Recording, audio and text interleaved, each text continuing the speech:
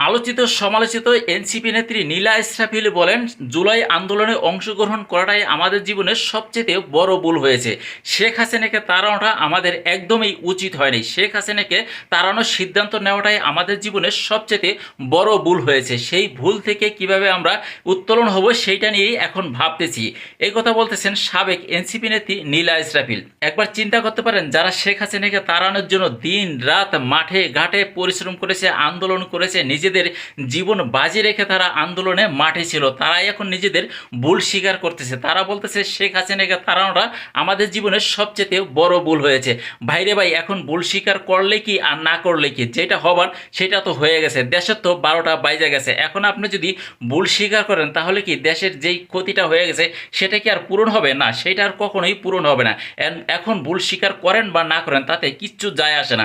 যেই ক্ষতিটা আপনারা করেছেন সেই ক্ষতি কোনোদিনও পূরণ হবে না বাংলাদেশের। তারপরও আপনাকে ধন্যবাদ যে আপনি আপনাদের নিজেদের ভুলটা বুঝতে পেরেছেন, সেজন্য আপনাকে ধন্যবাদ জানাই।